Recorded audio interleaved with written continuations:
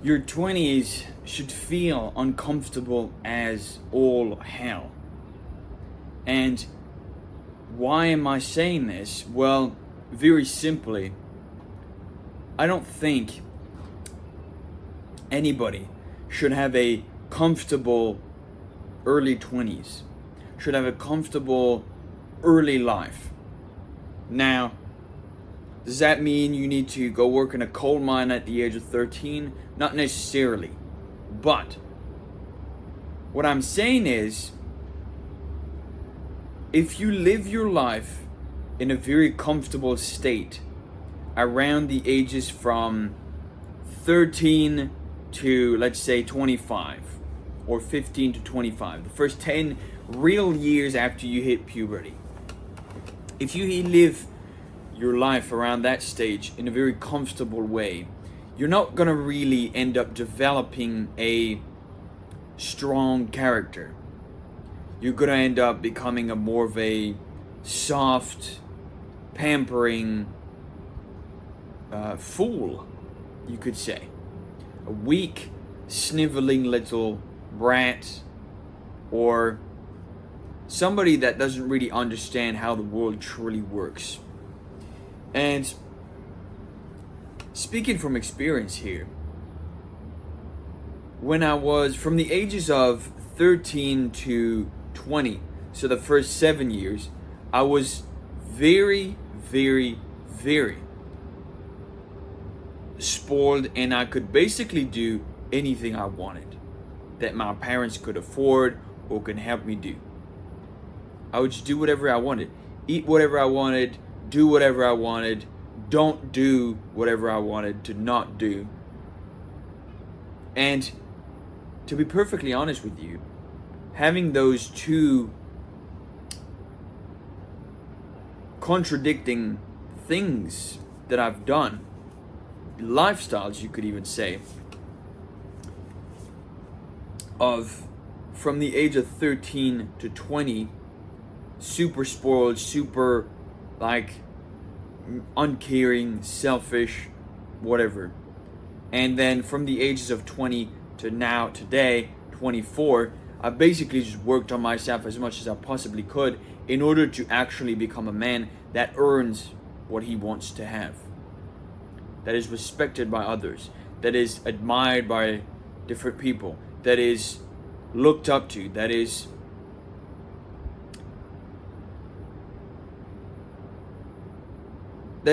I guess you could say, aligned with his duty as a man, as a member of society, and as a member of his community and his family. I think that is probably the most accurate description of how I've been trying to spend the past 4 years. And having those two different types of lifestyles that I can actually compare, I can actually tell you that the second one has been tremendously more rewarding than the first one. And to be perfectly honest with you, sometimes I think to myself what it would feel like to go back to who I was before, and I actually feel quite repulsed by it. Now, what is the point of using your early years as efficiently as you possibly can in order to get what you want out of life? Well, the point being, if you use your early years where you are the most receptive to teaching, the most receptive to learning things, and the quickest to adapt and to learn, then you'll always build a much stronger foundation than anybody else. Look at those Asian kids, for example, that go and they train Muay Thai or another martial art in as young as the age of like six 6 years old, 7 years old, 8 years old, they start working and they start focusing on their training. And that is, of course, thanks to their parents and their education and their environment. But the point being, your youngest years are the years of your life where you are able to focus on growing your character and creating a strong foundation for who you are going to be when you hit 25 and move forward after that.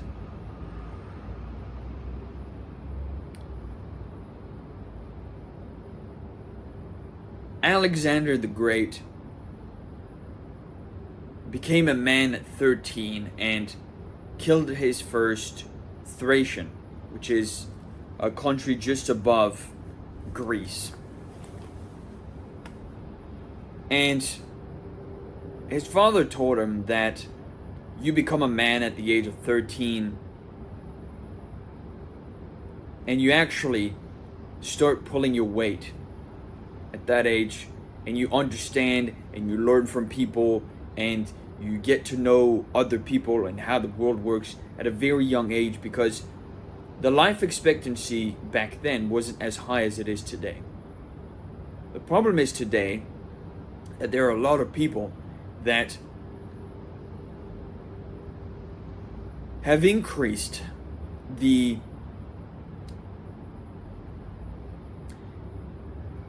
I guess you could say the treatment, how they treat young kids today. They've increased the duration of the fact that they treat young people as kids until the age of 25, for the most part. And the problem with this is that some people actually behave like kids until they reach 25.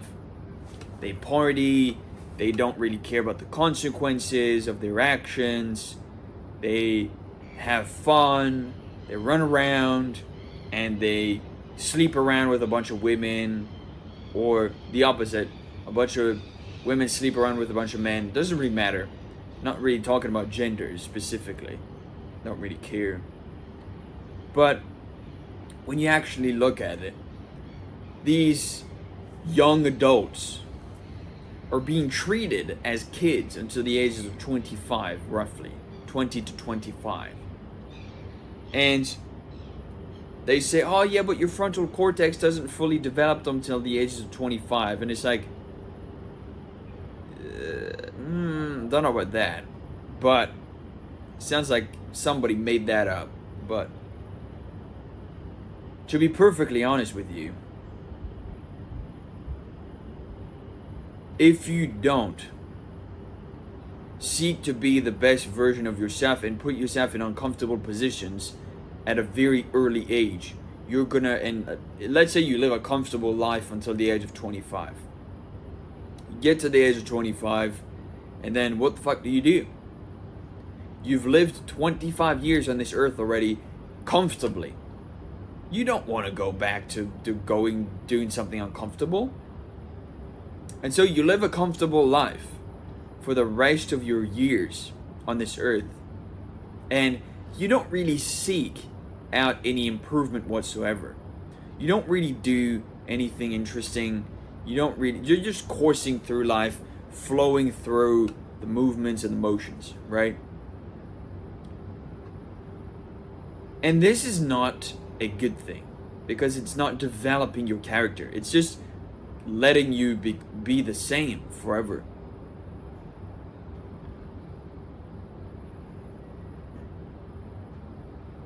When humanity was at a tribal stage, when caveman had to get together and figure out how to survive in a group, what ended up happening back then was everybody had to do something uncomfortable in order to help the tribe survive, right? They didn't have hospitals back then. They didn't have comfortable stuff back then. They would just find stuff in the wilderness and they would just try and figure something out. The men would go out and would hunt. Very dangerous. You never know what you're going to find out there. If you stumble upon a wild tiger, you're basically dead. If you stumble upon the wrong thing, maybe a feral animal that is enraged at the thought of you trying to kill it for eating, to eat it for food. You might get charged by a boar, stabbed by his tusk in the stomach, and then whoop-de-doo, you're fucking dead. So these hunter-gatherers back then, what they used to do is they used to go outside of the comfort of their own tribal community, of their own. They might have like a cave where they're living in, or they might have like a tribal village, like a small few amount of huts with a bonfire in the center, something like that. And what ended up happening is the men would go outside of the comfort of the security of the home, right? And they would go out and they would hunt for food.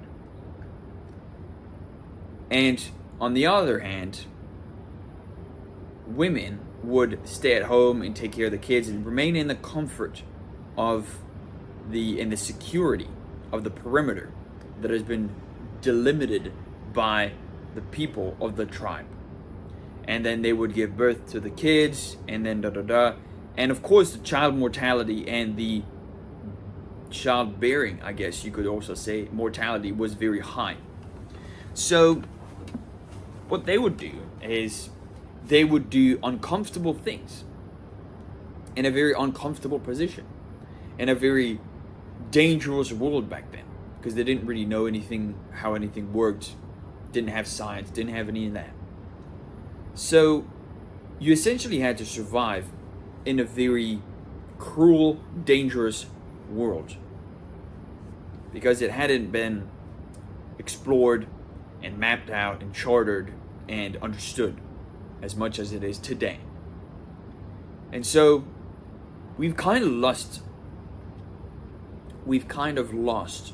this habit of going outside of the comfort zone, seeking to expand or to get food or to gather something or to conquer or to lead or to gather resources, and then come back inside the safety and the comfort of the perimeter and give back to the rest of the tribe.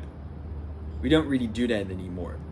What ends up happening is it's very ambiguous, the fact that the perimeter is even a thing, because now for food you just go to the supermarket. Now to get the food you need the money though. So what do? Oh well, you get a job. Oh well, how do you get a job? Well, you need a bit of basic minimal skills. Okay, well then you go to school. Okay, well, and you follow this path that has been paved for you, so that you don't even need to think anymore about what to do that would make you uncomfortable, that would make you grow as a person, that would improve your skill, that would make you a better hunter, that would make you a better provider for the tribe, that would make you a better, more benefiting individual for the collective. None of that matters anymore. What matters is how can you get money in order to pay for food, in order to spend time with your kids, and that's pretty much it. So unless you actually design your life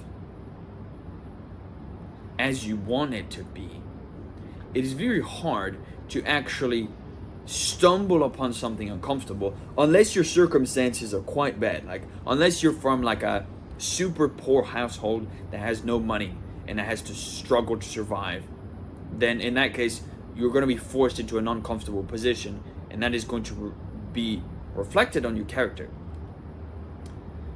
And so the point being, if you're from a middle class family like I was, or if you're from any type of family above that, socially I mean, what ends up happening is you end up being comfortable for the rest of your life if you don't actively seek uncomfortable positions.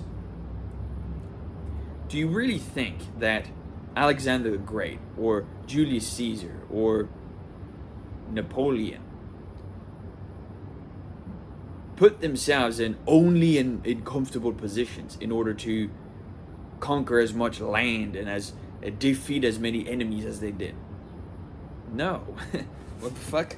They actually sought out uncomfortable positions and uncomfortable battles so they could win more and they could defeat more enemies and they could acquire more resources and they could conquer more land and they could win bigger.